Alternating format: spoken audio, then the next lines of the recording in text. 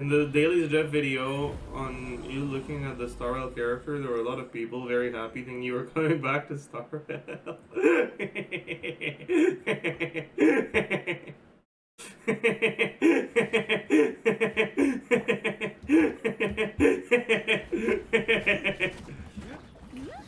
That's funny. How, if you were responsible for in-game content, would you design an endgame mode and reform the co-op system in Genshin? So, I don't think there's an issue with the actual design of the co-op system. Unironically, other than like their netcode being a little cringe, Genshin's elemental system lends itself really well to co-op gameplay. The reason why Genshin co-op sucks is because there's no good co-op content. But every time there's a boss event that you can co-op, it's actually really fucking fun to co-op. It's often too easy, but still. Like, what Genshin needs for co-op isn't a redesign of its co-op system, it's just co-op content. And when it comes to endgame stuff, I mean... I've talked about this before, but I don't expect them to actually add endgame stuff to Genshin. Because it would be too good of a game if they did. Like, the way I see it, Hoyo's not interested in having you play Genshin exclusively. I think they're willing to sacrifice a lot of the Genshin player base by keeping Genshin intentionally flawed in order to bait people into trying their other games. Because they make so much more money if you play more than one gacha game of theirs, and their games have such a fucking strong presence in the gacha community as a whole, that if you're dissatisfied with Genshin, it's very likely you'll try one of their other games. And it makes them so much money if you do. So I doubt they'll ever actually add proper endgame content into Genshin. Because then you wouldn't have that incentive to try other games. Right, it's a natural consequence of them having a monopoly on the market. And it's not a real monopoly, but also, like, you look at the longevity of their competitors, and it's pretty easy to notice that, like, they've never really been properly threatened by another company. Why is there so little quality competition? Because making a game that's actually good is, like, in the same, like, vibe as Genshin is incredibly expensive. And other gacha companies don't have the sort of funds that Hoyo does. Doesn't that endgame content issue happen in most games? I mean, not really. Like, every game will have people complaining about the state of their endgame, but not every game has endgame that is of such low quality as Genshin's, right? Like, for example, I'm gonna take OSRS as an example, right? OSRS players that are, like, tryhard PVMers complain about the state of OSRS endgame all the time. But, like, you tune into their stream and they're actually fucking playing the game. They're actually doing the content. They complain about it because they want it to be better, but it's not because there's nothing for them to do. It's just because they want more. It's normal to want more. It's not normal for there to be nothing for you to do. But yeah, like, when it comes to endgame content in Genshin, like, things that are actually, like, not just, like, one and done, and, like, pretty short to do, what is there?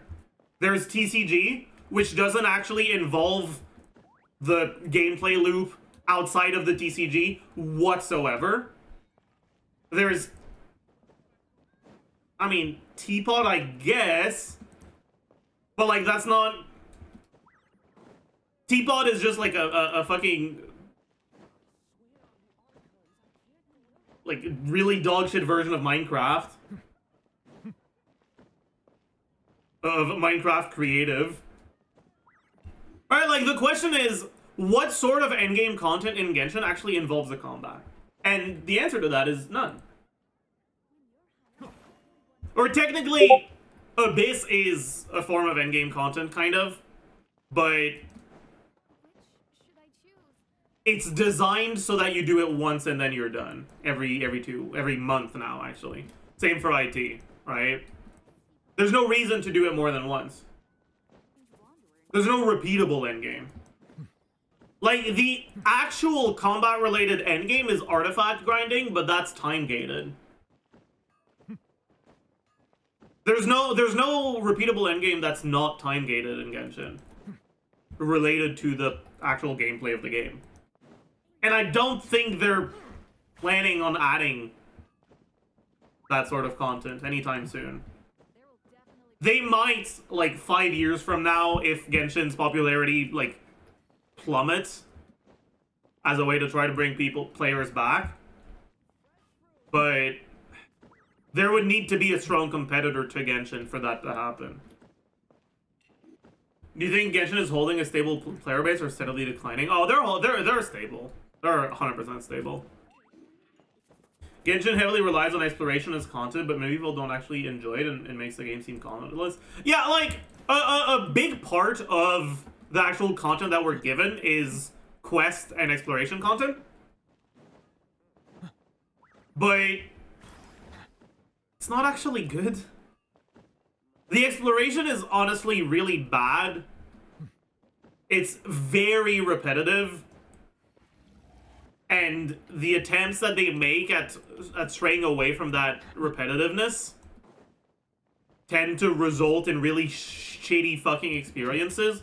Like, you look at underwater exploration, for example. It is different from exploration and the rest, but it's just so bad.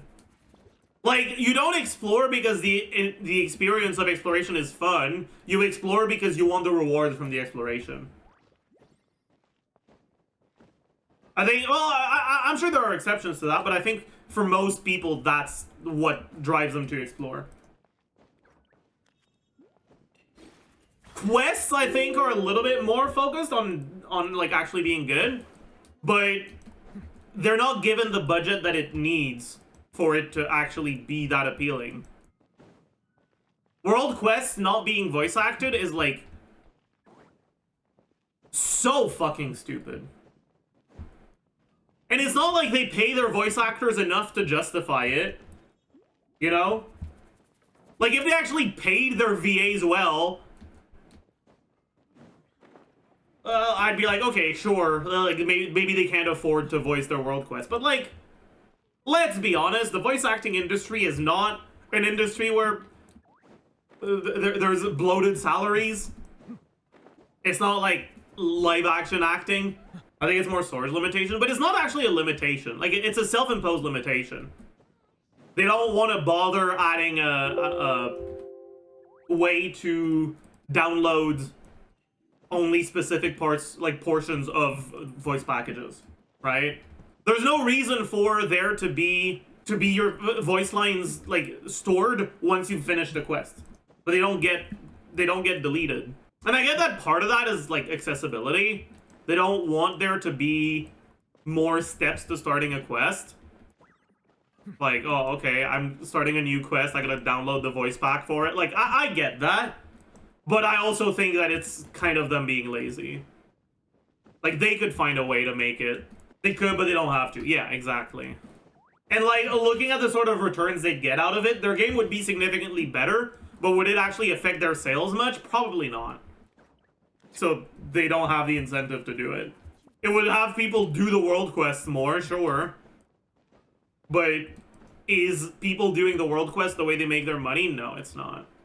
Hell, if anything, people that don't do their world quests are good for them, because that means they run out of content even faster, and the only content that's remaining for them is to pull now. So they'll make more money from them. Have you done your world quests? No, most of them I haven't done. And then there's also obviously the issue of, like, the main characters being omega fucking unlikable, but that's not really an issue of quality, that's just creative choices. Like, I'd enjoy Genshin a lot more if its main characters were likable. If either Traveler or Paimon was likable. Like, I'm not interested in following their story because they're not likable. At all. don't really have a personality. They rarely display any sort of personality traits, and when they do, they're really shitty ones. Right? Like, when the MC refused to help Ayaka at first, that was like a really shitty thing to do. That it wasn't consistent with how they usually act, and it was just them being a fucking asshole. And then they changed their mind so quickly, so it wasn't even them, like, displaying a strong sense of like, not wanting to be bought. Like, it was literally just a plot convenience, and it was really annoying. When the MC fucking starts yapping about how much they care about fucking, like, blood relations, it's annoying as fuck because they never feel that strongly about anything else, and it's something that I think is really fucking stupid. New Slane Pyro Traveler's kit, it's ass. That's all you need to know.